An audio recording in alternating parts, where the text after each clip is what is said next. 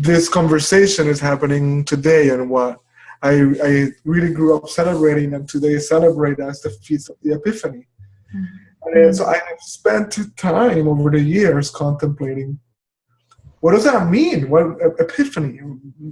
And so there's always a deepening of that contemplation. And part of what as I looked at definitions, the words were revelation, which we might expect, but also it refers to an appearance, an appearing of a deity, right? And so, or an appearance of something. And I just thought about this work that brings us together. This work on dialogue. This work on we space, right? Or intersubjectivity, whatever word we're using for it. I started to see that as what appears, as the revelation. I started to connect Epiphany to Emergence, right? So as this sense of this, as this identity, as this shared identity emerges among us. That is the epiphany. That is the revelation. That is the appearance of this way of being together. And I found it quite inspiring. And part of what came to me in that contemplation, which seems almost not connected, and yet it is how the obsession with scale limits our imagination. So how many times do I or others start to think, let's do it like this, let's do this.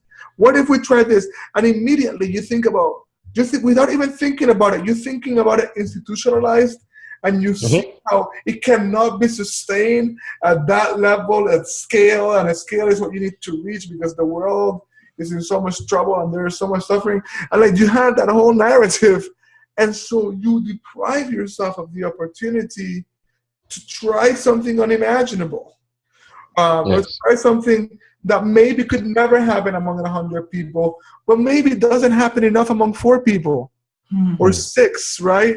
And so that trust in that embodied locality and in the possibility of what becomes possible when people come together in that way, I think makes room for the emergence of this thing that has become possible now and was not possible before. No, that's cool, Gibran. I would like to start with the 4 people or the 24 people that we are live on right now, and take this as the epiphany. Because just to bring some threads together that both of you brought in, and I very much resonated with the crisis of meaning and the crisis of connection, and to find places for that. The crisis of meaning has to do with also the kind of the modernist utopia of progress breaking down. And that's what the grief that you brought in, Bio. I very much relate to this breaking down of this progress utopia, and particularly in the West, where this has been so much of our DNA for 500 years. Right. And there is so much we did for this, that with the utopia that it would pay off somehow, or there is a reason for things we wouldn't do otherwise, but you have to do them because it's part of progress. And a lot of the Western doings were in that framework. And when the framework basically falls apart, that gives room for a lot of grief. But where is this place for this grief? Where is the place where the meaning can come from? And I think it's in places like this, where we are right now. There, I mean, just to say it, one of us is sitting at the East Coast in the United States. We're sitting in the middle of Europe. You're sitting in India right now. And I feel we are very close together as we are talking. And I feel, as I'm listening to you, there's some meaning emerging between us, just as we are talking, and creating places where meaning comes out of connection. And that also to learn about what is this new situation where we can have intimate conversations as we have right now via the continents, and still not ignoring that when I close down the computer, I'm here in a little village on the outskirts of Frankfurt, living with people and having my shop next door, and all. There's a physical community that's part of my being local.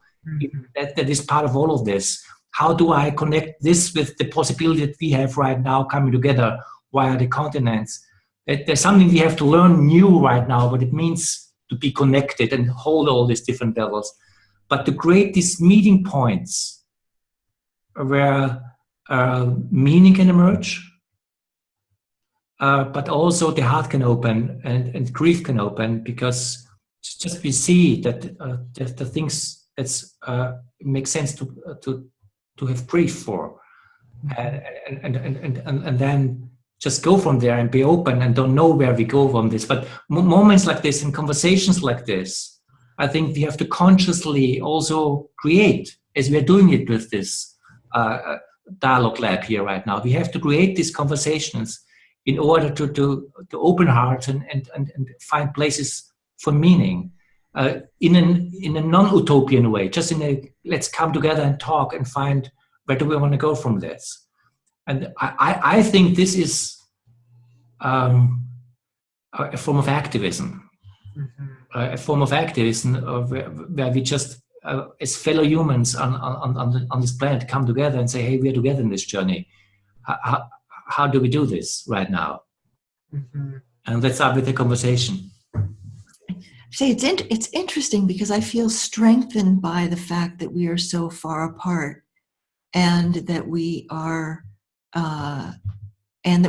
together. You know, that we're seeing something, we're sensing, seeing, being something that we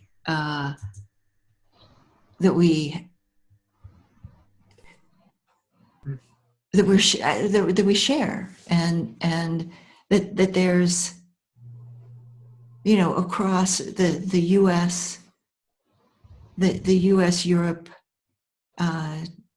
India, but also everyone who's on this call, that there's a resonance, you know, and I think about this resonance. There's something very strong about it, and it's not a kind of strength you can handle. You know, you can't get your hands on it, but it's a strength that feels like it's at a very fundamental level of aliveness or livingness or beingness. And, you know, together with that strength, there is a fragility, there is a vulnerability to these times that is, you know, is manifesting this electronic group as well, which is, as we tend to share over and over again, is an amazing quality of the times we're in, when we could be across the planet and still feel each other in the ways that we do.